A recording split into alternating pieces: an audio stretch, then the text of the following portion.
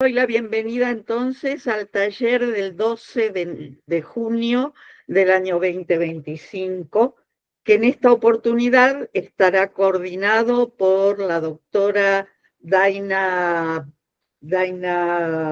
Magnante, que es abogada, que es magíster en ética biomédica y que eligió para este taller dos papers, dos trabajos, ambos de Martín Labombarda, que se llaman Los embriones humanos no implantados, su estatus jurídico, sus posibles destinos en ausencia de voluntad procreacional y el cese de la crioconservación. Y el segundo es criopreservación de embriones humanos no implantados, breves reflexiones sobre la sentencia de la Corte Suprema de Justicia de la Nación. Entonces, Daina, te pasamos la palabra para que presentes un resumen de estos dos trabajos y luego se prestará a la discusión. Bueno, muchas gracias, Graciela, muchas gracias a todos. La verdad que es un gusto, un placer estar con ustedes.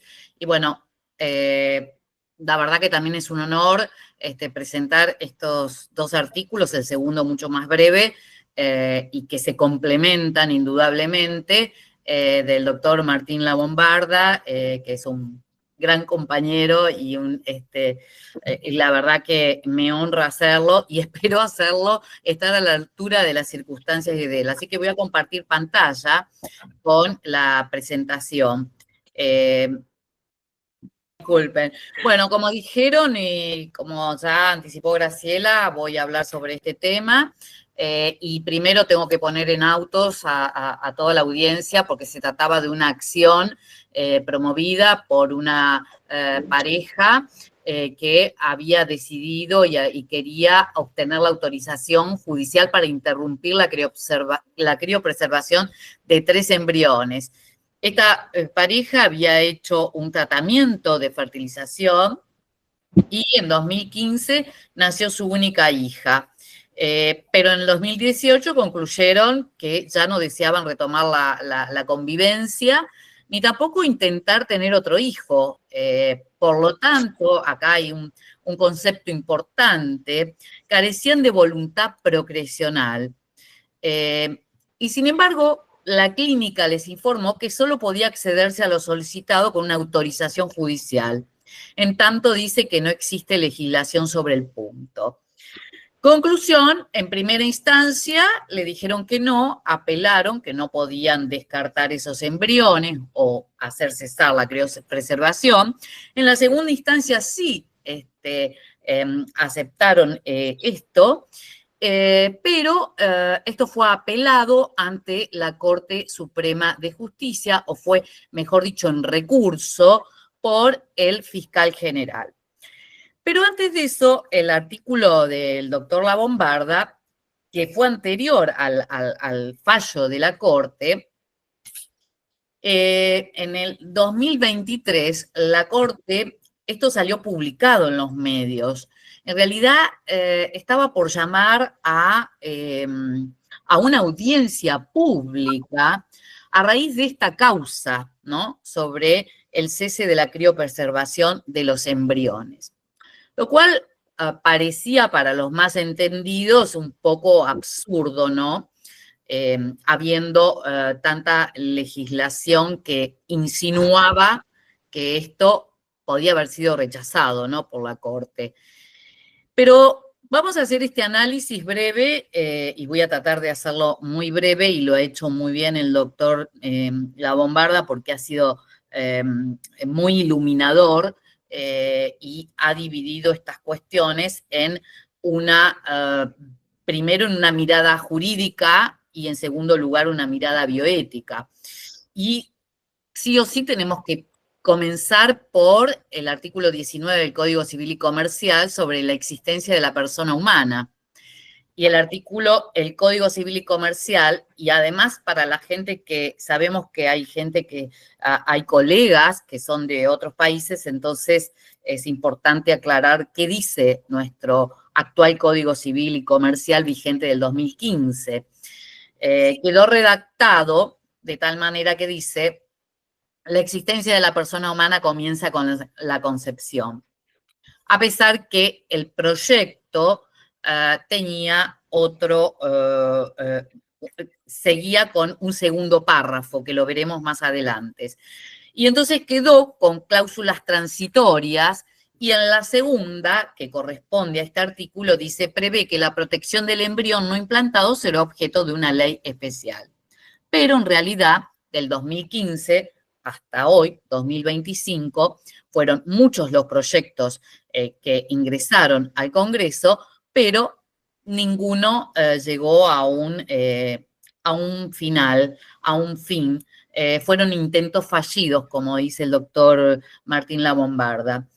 Pero sin embargo, lo dice Martín, esta circunstancia no impide, a la luz de los acontecimientos legislativos anteriores y sobrevinientes al código, abordar este tema razonablemente respecto al estatus jurídico de los embriones humanos no implantados y sus posibles destinos cuando ya no hay voluntad procreacional de los progenitores.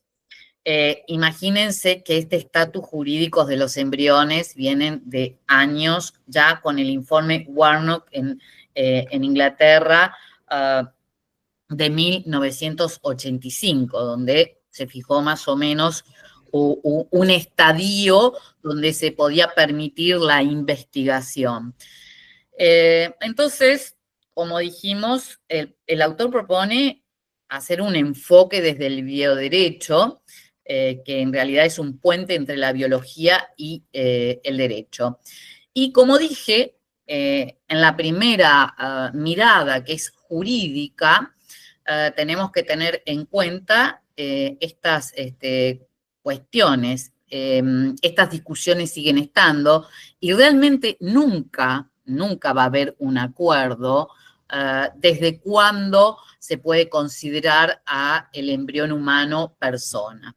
Entonces están aquellos que dicen que desde la fecundación del óvulo se produce la generación de un ser humano distinto a sus progenitores y desde entonces comienza la existencia de las personas, como aquellos que dicen que por tener un código genético diferente a sus progenitores o determinadas características biológicas no son condiciones suficientes para asignarle derechos y deberes, y menos para delinear el concepto de personas.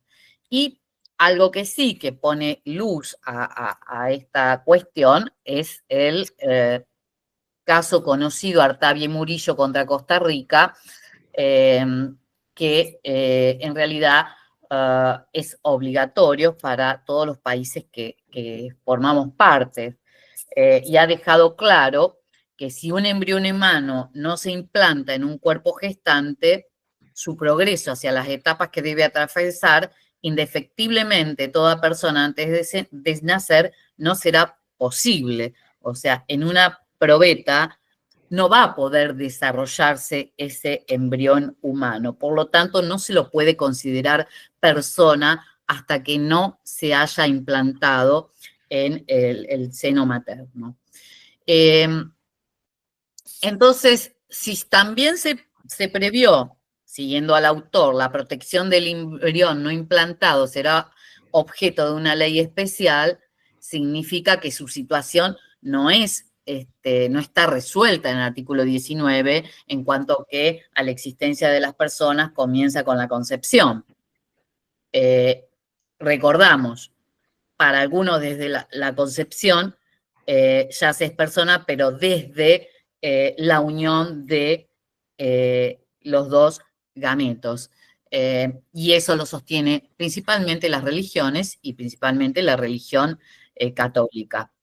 Y esto también se intuye, o surge, mejor, más que intuir, de otros artículos, como el 21, que dice que los derechos y obligaciones del concebido implantado en la mujer quedan irrevocablemente adquiridos si nace con vida.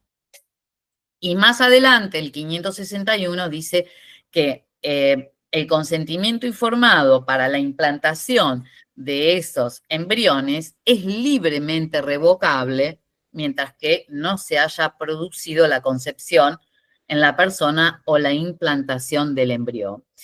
Y esto también tenía sentido porque, bueno, el texto originario, como dije al principio, tenía un segundo párrafo que fue excluido cuando se sancionó el Código Civil y Comercial, y que decía, en caso de técnicas de reproducción humana asistida, comienza con la implantación del embrión en la mujer, la persona humana, sin perjuicio de lo que prevea la ley especial para la protección del embrión no implantado. Asimismo, establecía que iba a haber otra ley. También tenemos otras leyes como la de acceso integral a los procedimientos y técnicas de reproducción médicamente asistida y su reglamentación, que en realidad esta obliga a las obras sociales y a las prepagas a cubrir estos tratamientos. A su vez, lo más importante, que la legislación posterior al Código Civil y Comercial es la ley 27.610 sobre acceso a la interrupción voluntaria del embarazo. Y eso es lo que todos nos preguntamos, si hay derecho a la interrupción del embarazo cuando un embrión está en el seno materno, sería absurdo no autorizar la cesación de la criopreservación antes de ello, ¿no? Antes de ser implantado. Y bueno, el artículo 4 dice, las mujeres y personas con otras identidades de género con capacidad de gestar tienen derecho a decidir y acceder a la interrupción del embarazo hasta la semana 14, inclusive, del proceso gestacional.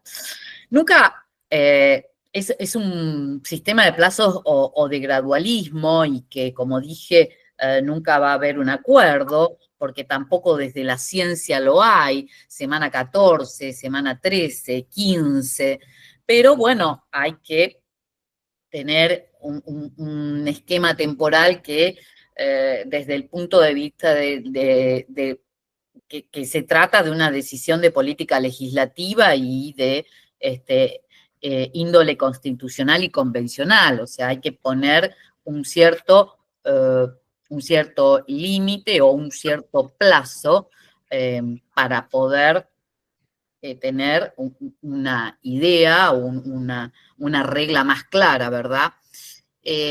Y sí, acá vamos al análisis de la perspectiva bioética, que es muy interesante, y que en una bioética civil, plural, autónoma y racional, como dice el autor, y para poder convivir en la diversidad, debemos establecer ciertos acuerdos mínimos y que estén abiertos a continuas revisiones. Entonces, recordando todos estos principios como el de no maleficencia, beneficencia, autonomía, justicia, dignidad, universalidad, igualdad, responsabilidad, tenemos que tener en cuenta que los consentimientos informados que derivan de justamente ese respeto por la autonomía de la voluntad, quienes acuden a someterse a esos tratamientos de alta complejidad, prevén en esos acuerdos establecen cláusulas en caso de ante contingencias sobrevinientes, como por ejemplo, en caso de separación o divorcio o ausencia de voluntad de continuar con el proceso reproductivo y se optan por donar los embriones a otra pareja con fines reproductivos, donarlos con fines de investigación o disponer el cese de la criopreservación. Pero como dice el autor en el artículo, aunque estas cuestiones estén ya previstas en estos acuerdos, La cuestión es que no siempre sucede lo que está escrito y puede haber divergencias. También es importante, porque Martín dice, ya el derecho hace tiempo que dejó de lado esa bifrontalidad, como que la persona, se es persona o se es cosa, pero sí tenemos que tener en cuenta que el embrión humano es algo distinto eh, a lo que, algo distinto a lo humano o que no es humano. O sea, hay una cierta consideración hacia el embrión sin decir que no es, sin no protegerlo y tampoco darle la capacidad, o sea, la titularidad de todos los derechos como persona. Entonces, en realidad, eh, la persona humana transita por distintos estadios de desarrollo, como la infancia, la adultez y la vejez. Y entonces pasa con el embrión, que según ese estado gestacional, el reconocimiento de su personalidad y consiguiente tutela también tendrá sus variantes. Esto sucede cuando se discutió muchísimo el tema del aborto, es decir, para quienes sostenemos que hay un desarrollo progresivo del embrión, a mayor desarrollo del embrión, menos derechos para la mujer gestante y viceversa, a menos desarrollo del embrión, más ejercicio de la autonomía de la persona gestante. Y por eso que es importante esta teoría de la personalización diferida. No implica que estas etapas previas carezcan de dignidad o de respeto. Y bueno, por otro lado, el decir en las cláusulas transitorias del código que la protección del embrión humano será objeto de una ley especial, implica que no hay un ánimo de desinteresarse, sino que esa protección tampoco no debe asociarse excluyentemente con impedir ese cese de la criopreservación. Entonces, acá debe haber un equilibrio entre los derechos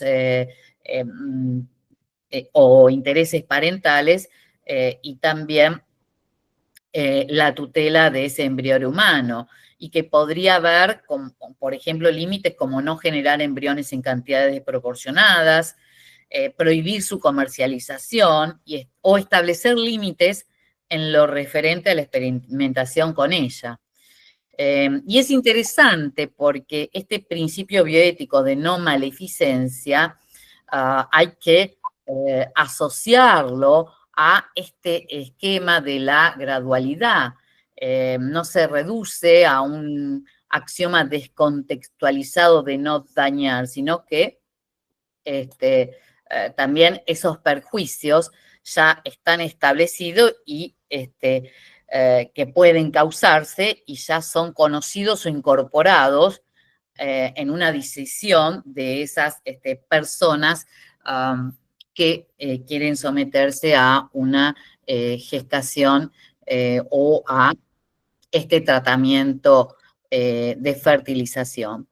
Y por lo tanto, ¿qué es lo que vuelve a la escena? Bueno, la autonomía en esta ponderación de principios.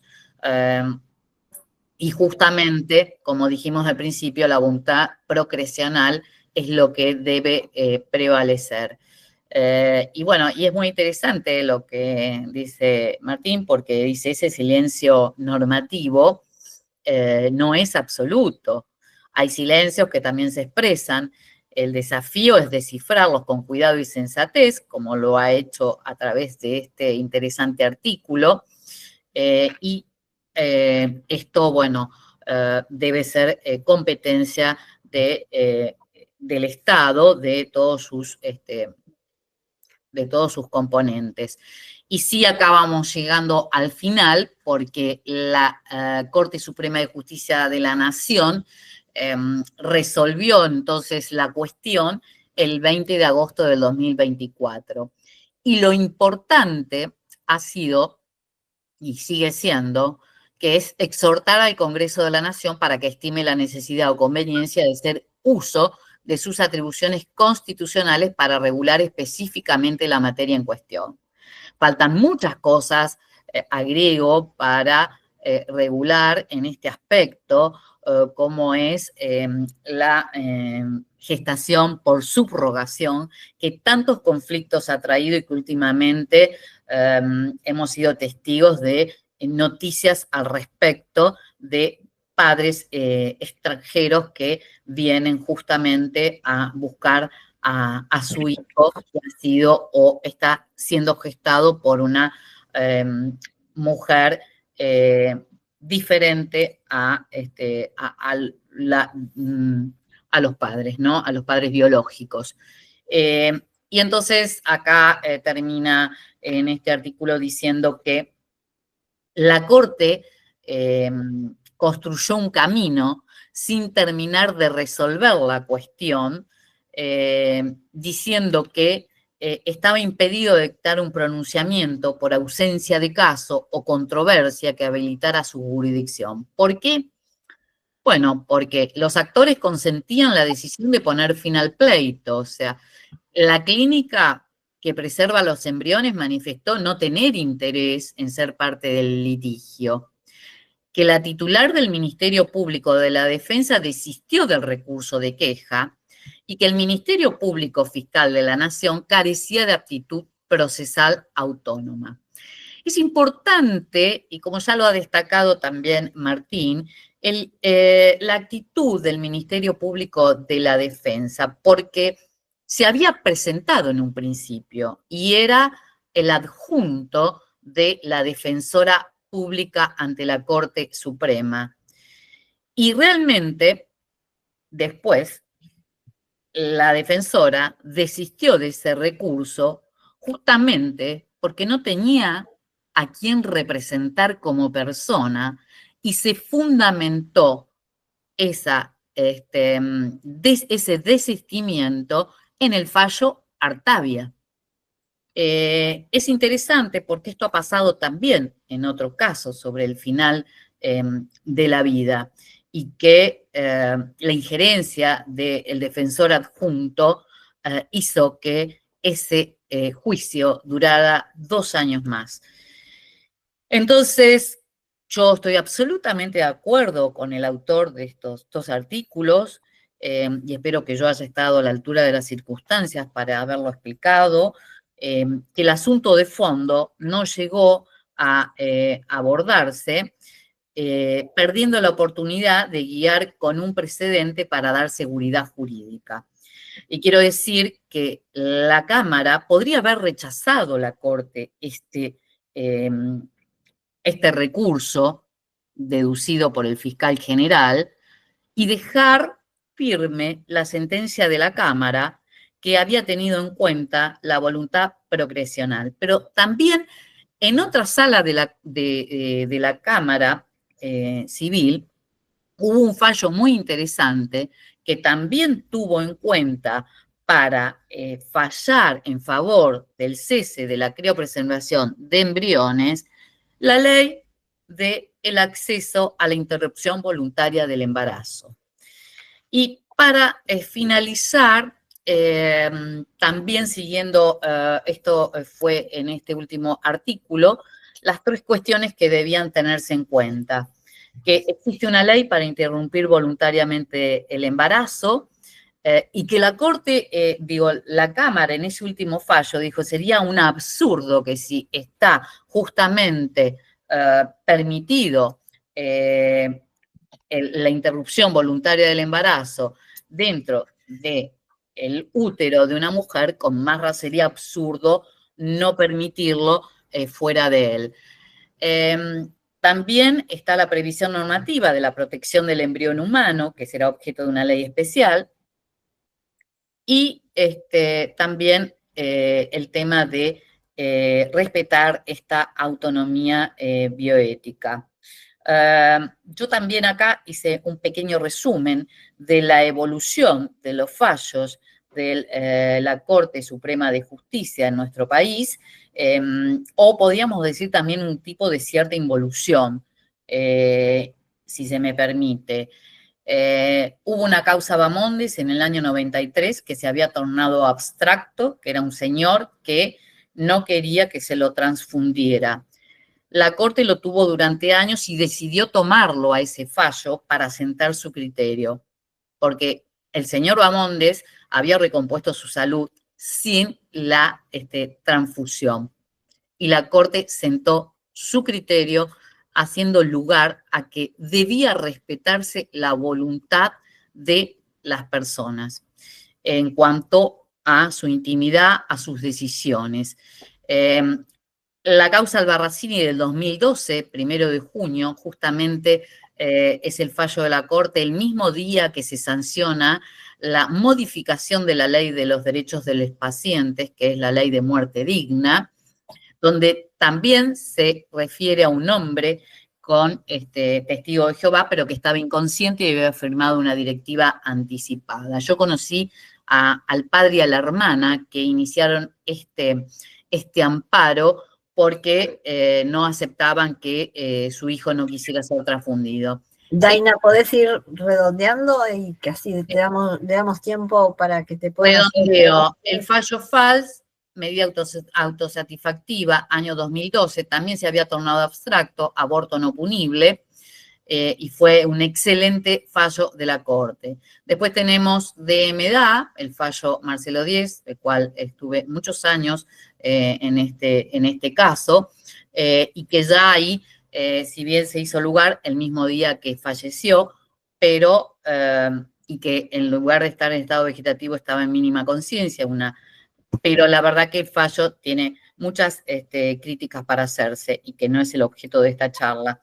Después tenemos este otro fallo que comentamos, que acabamos de comentar, sobre la autorización del cese de la criopreservación, y también hay un último fallo de impugnación de la afiliación que es bastante discutible. Y bueno, y muchísimas gracias, y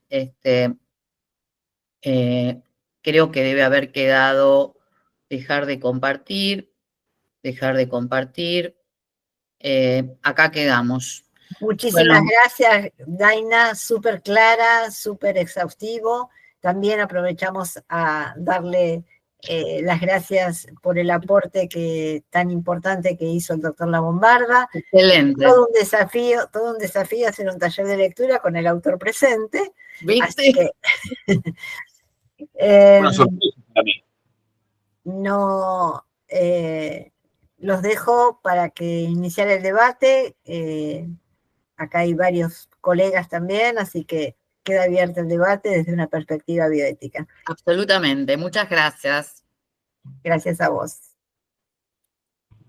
En principio yo quiero pedir disculpas porque generalmente nuestro horario termina a las 20, vamos a 22. Estirarlo un poquito hasta 20:30, como para que todos podamos decir algo.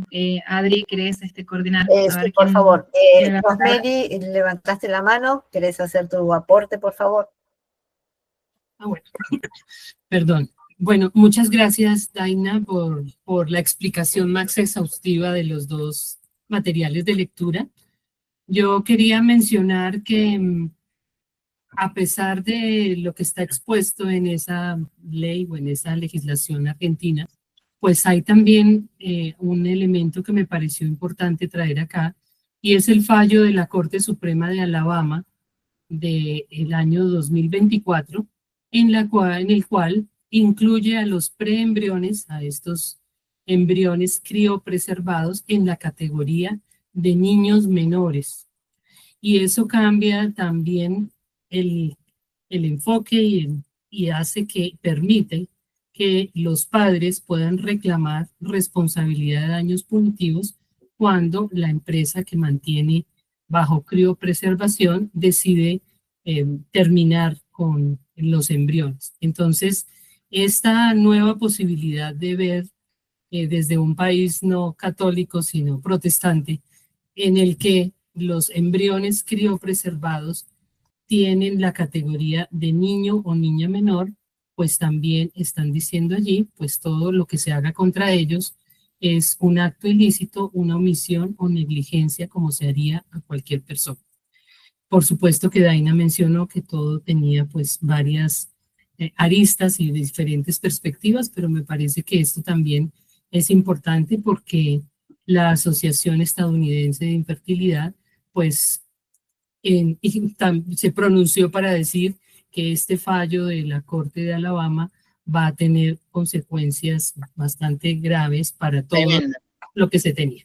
Y lo segundo que quería mencionar es que ya hay un país en Latinoamérica, seguramente si es Argentina me excusan, no lo sabe, no estoy enterada, pero sí en lo que estuve revisando es que el primer país que está tratando de legislar sobre los embriones sobrantes es Perú, con el tema centrado mucho en la adopción de esos embriones para que no sean descartados. Eso es todo. Gracias, Rosmarie, un gusto. La verdad que está bueno lo que agregaste, porque en Estados Unidos hay una regresión en cuanto a los derechos, ya el tema del aborto ha sido eso. Grisel, ¿querés decir algo? No está Aileen, ¿no? Aileen no la veo con la mano levantada. Ok. Claudia está. Bueno, nada, primero, muchísimas gracias, Daina, y me pareció muy interesante el texto, los dos textos. No hay dudas que durante los últimos 40 años hemos tenido un desarrollo de la tecnología que de algún modo nos lleva a estas instancias. Yo lo que quería era como abrir otra arista, porque digamos que esta que vos la exponés maravillosamente y que queda bastante en claro cuáles son las dificultades que se nos presentan, me parece que lo que a veces se nos pierde de vista es el motivo por el cual llegamos a esta instancia. Yo iría hacia atrás, ¿no? Y uno de los motivos principales por los cuales llegamos a esta instancia de tener embriones es que hay un deseo. Claro. Alguien, una pareja, desea, o una persona, desea tener un hijo.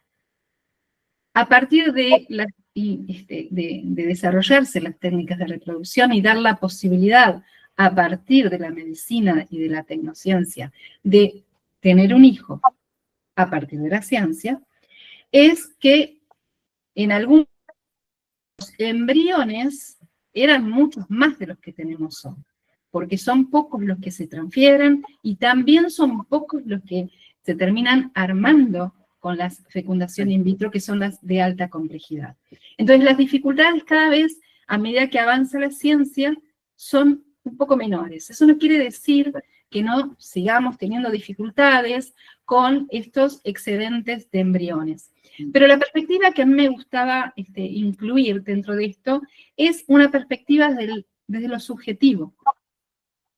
Que hay seres humanos que a partir de este deseo crearon estos embriones. Y que esas personas no piensan de la misma manera, evidentemente, cuando van a la clínica para solicitarle al médico la posibilidad de tener un hijo y que lo hagan a través de una técnica de reproducción asistida que está avalada por nuestro Estado y que tienen la posibilidad de hacerlo, y si quedan embarazadas, entonces nace el niño y por momentos se olvidan por un rato de que quedaron estos embriones allí. Lo que intento decir es que en principio ni el discurso médico ni la legislación termina pudiendo concluir o llegando a una conclusión de qué hacer con los embriones. Porque no se trata solamente de un complejo celular o que si son o no persona o cuál es el lugar de esa no persona, sino qué efectos tiene en aquellas personas que decidieron tener un embrión lo que acontezca a posteriori. Me parece que de lo que se trata a lo mejor es, por supuesto, una legislación que nos determine de alguna manera qué vamos a hacer con los embriones que hay, pero también de aquí en más cómo trabajar con estas parejas, con estas madres, con estas mujeres, con estas instituciones clínicas y de las técnicas para, antes de que lleguemos a esa instancia de una ley, es ¿qué vamos a hacer con los embriones? conciencia, concientizar a esa pareja de lo que esto implica. Sí, perdón. Aparte, el nombre que le ponemos depende de quién hable. Una cosa es que hables vos, una cosa que hable yo, otra cosa que hable un médico, otra cosa que hable un abogado, otra cosa que hable la técnica, y otra cosa que hable la mujer o el varón o quien fuere que está intentando gestar. La posición que tiene es absolutamente subjetiva. Porque hablan, te digo, porque es lo que se trae a la clínica. Yo soy Vos psicoanalista. te ocupás de eso, por eso que para mí era doble desafío. No hablan de la no persona ni del No. conjunto de células. Lo que hablan es de la culpa que les genera haber dejado un hermanito congelado. Es así. Eso lo ha expuesto Martín. Un hermanito congelado. Entonces, Eso lo ha expuesto Martín en eso, por eso dice, las cosas no son tan claras por más que las cláusulas estén expuestas, porque estaba el caso de que una persona, una mujer, veía que el embrión la estaba mirando todo el tiempo, o sea. Sí, de estas cosas hay y variopinto, ¿no?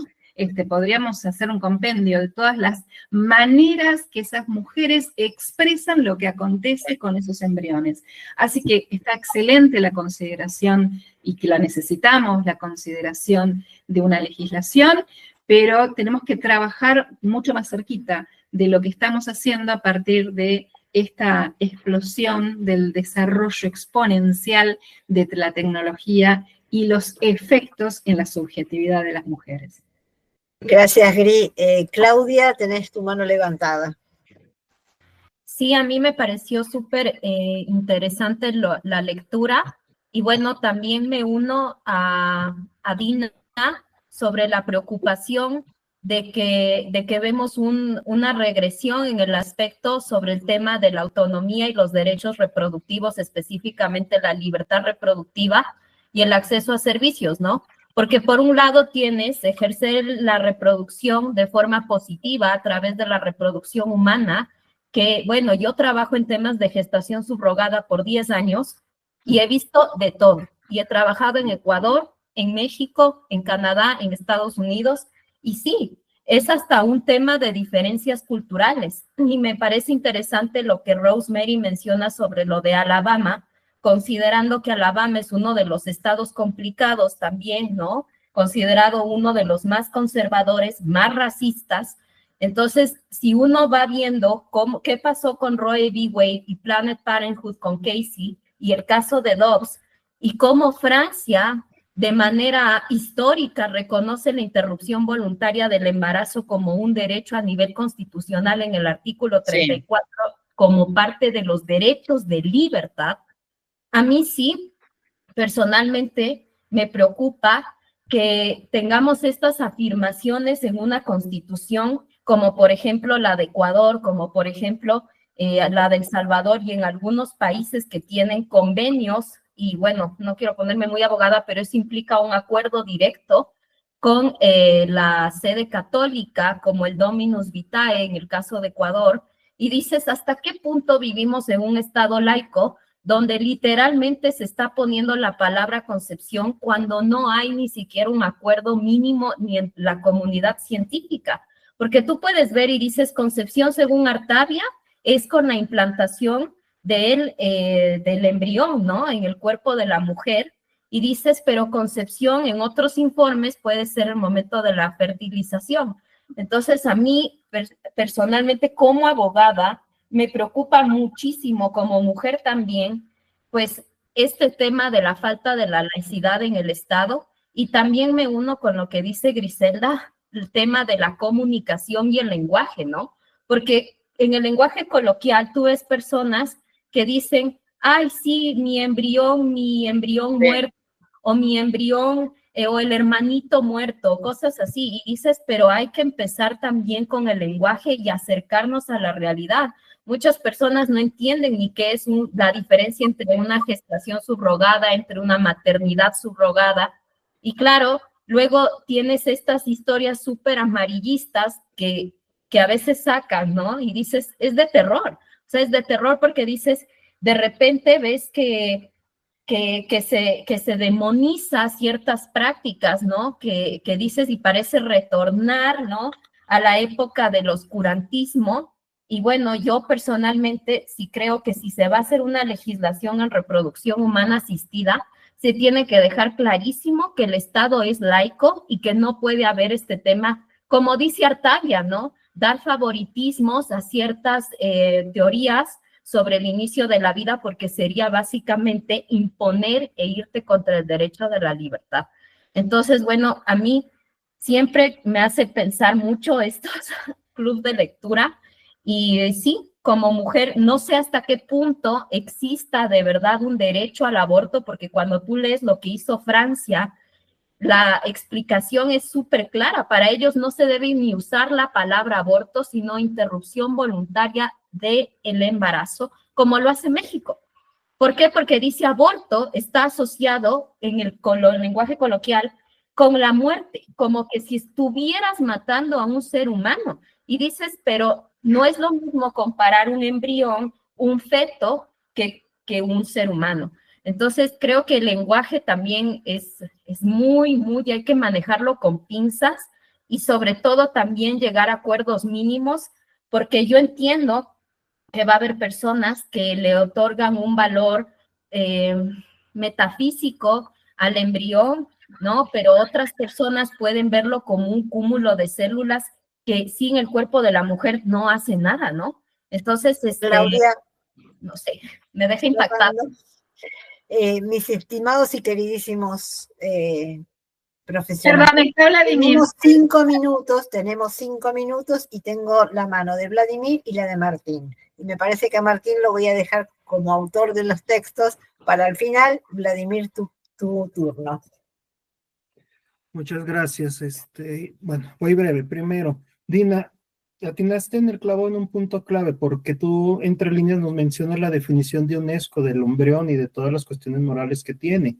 Y sobre todo que sepamos, es un ente que merece respeto, no es cosa, es un ser vivo, pero no hemos acabado de definir las cosas. Segundo, que no se nos olvide, Costa Rica es el único estado latinoamericano que es confesional católico. Ya lo demás lo mencionó Claudia brevemente y estoy muy de acuerdo con algo que dijiste, Claudia. Como se nombran las cosas, es que surgen, es que aparecen, y si no se nombran las cosas, no se definen. Tercero, pues es que hay antecedentes internacionales de todo un poco. En la Unión Europea, Alemania dice, todos los embriones hay que darles destino, todos. Ya sea investigación, ya sea que se implanten o ya sea que se usen para medicamentos, o el más infame de todos, a la bolsa de residuos peligrosos biológicos e infecciosos. Y sobre todo recuerden, esta semana pasada o el último mes en Estados Unidos nacieron embriones, bueno, nacieron bebés que fueron embriones criopreservados por 30 años. Es récord, pero será irresponsabilidad, será cambio de paradigma, tema para otra sesión. Ya por último, estoy muy de acuerdo con lo que menciona Griselda, lo que menciona Dina, lo que menciona Rosemary, lo que menciona Claudia. Estos temas tenemos que sentarnos a hablar, tenemos que hacer conciencia. Hay un dato clave, 70% de estos tratamientos fracasan. Y voy a dejar un dato aparte, porque es algo que luego no se quiere tocar. Estoy muy de acuerdo con Griselda, no es lo mismo cómo lo ve el hombre o la mujer estos problemas, sobre todo esto vale mucho la pena verlo desde la ética del cuidado, pero un pequeño detalle. Desconozco si en Argentina también este domingo es el Día del Padre, pero hubo una agenda pendiente que hay en el mundo y que el feminismo yo no veo todavía que acabe de atacar, de acercar, es la paternidad responsable. ¿Dónde está? No lo manejamos. Yo decidí ya no tener hijos por motivos personales, ya si por accidente me sale uno adelante, pero la realidad es, se necesitan dos. Se necesitan dos. Hasta el día de hoy se necesitan dos y qué fácil es echarle la bolita a las compañeras mujeres. Pero por el otro lado, entonces, nomás ese era mi comentario. Cedo la palabra a Martín, que estoy muy interesado en qué nos dice. No pueden decir que yo no he tenido coraje, con Griselda que se ocupa de eso y con Martín que escribió los artículos. Martín, para esto. Bueno, perfecto. Bueno, antes que nada, me siento tan honrado que Daina haya tomado estos artículos. Por supuesto que yo me enteré por casualidad a través del mail que han enviado con la noticia de qué consistía el taller de lectura y cuáles iban a ser los trabajos. La verdad que para mí fue una gratísima sorpresa. Son dos artículos que en realidad me gratificaron mucho porque han llegado mucho más de lo que yo esperaba. Fueron dos pequeños papers publicados en un sitio digital de divulgación jurídica en Argentina, y la verdad que no imaginé que podían trascender tanto porque sé que han llegado a facultades de medicina, que ha sido material de lectura. Primero, bueno, agradecer a Daina y felicitarla por esta disertación, ¿no? La verdad, Daina, repito, un honor. Con respecto a lo que estaban planteando ya sí, acá los compañeros y compañeras, adhiero prácticamente en casi todo. Acá, en este libro, ¿no? La fabricación de los hijos, un vértigo tecnológico, es justamente esa cita que Daina hizo recién de la mujer que siente que ha dejado abandonado un embrión a la distancia, que siente culpa, que siente remordimiento y reproche, y eso es lo que hay que trabajar. Hay que poner las cosas sobre la mesa interdisciplinariamente, como nos gusta a nosotros, y anticipar e informar que lo que parece muy claro en el momento de la firma de los consentimientos informados, después no está muy claro. Después las decisiones comienzan a variar, porque yo creo que todo tratamiento médico tiene un impacto emocional, pero el tratamiento reproductivo creo que es ese típico tratamiento en el que la implosión de emociones tiene una característica que no se da en muchas otras terapias, ¿no? Porque si se trata de una pareja, yo siempre digo que son procesos o que a la pareja la unen incondicionalmente y con un vínculo indestructible, o implosiona todo y vuela por los aires. Por la presión, por la emoción, por la frustración, por la tristeza y en el mejor de los casos incluso por las alegrías. Así que en eso justamente quería solamente retomar brevemente lo que decía Griselda, lo que planteó también Claudia, en el sentido de la necesidad de que las clínicas de fertilidad sean sinceras, sean transparentes, no vengan con información sesgada, que una de las consecuencias no deseadas de la falta de regulación es justamente, a mi criterio por lo menos, es la proliferación del lucro en todo esto. No puede ser que un plan de vida, un proyecto de vida, algo tan noble, se transforme en algo tan patrimonial, en algo tan pecuniario. No digo que quienes se dedican a esto no puedan hacer de esto una actividad onerosa, porque para eso estudiaron, para eso se especializan y a eso se dedican. Pero no perder de vista que detrás de todo esto no está justamente el dinero, no debería estar justamente el dinero, sino proyectos que van mucho más allá que eso. Entonces yo creo que es el compromiso que tenemos desde la bioética para seguir trabajando en esto, ¿no? En la interdisciplinariedad. Por eso que los proyectos de ley tratan de establecer acompañamientos pre, durante y post, ¿no? El tratamiento, cosa de que la gente se olvida, porque yo no conozco ninguna clínica de fertilidad que acompañe, que vaya todavía siguiendo el paso, aún con las mejores, cuando las noticias fueron las mejores, pero luego se desinteresan, se desentienden, y me parece que no es eso lo que buscan, y Griselda lo puede decir mucho mejor que yo, no es eso lo que buscan solamente las personas que acuden a este tipo de tratamientos, porque no buscan solamente el llegar a ser progenitores, sino que también buscan un espacio de contención, y creo que eso está faltando. Bueno, vamos a tener que hacer como siempre muy interesante y nos quedaríamos mucho más tiempo, pero intentamos tratar de ser respetuosos del tiempo y el horario de todos.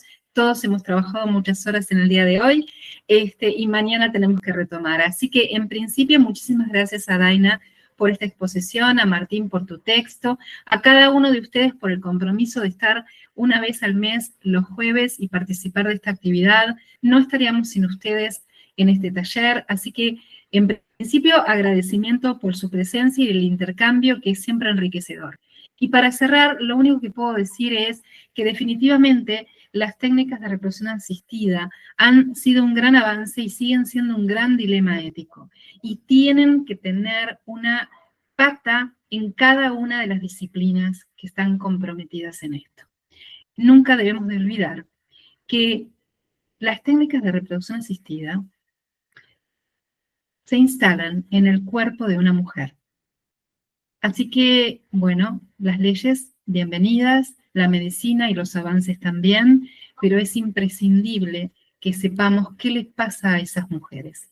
Así que creo que esto da para mucho, siempre hay mucha tela para cortar, pero no hay nada mejor que quedarnos con preguntas, interrogantes para seguir trabajando. Así que Bueno, muchas gracias por el tiempo, lamentamos que se haya extendido un poco más, pero estuvo buenísimo. Para mí lo que más me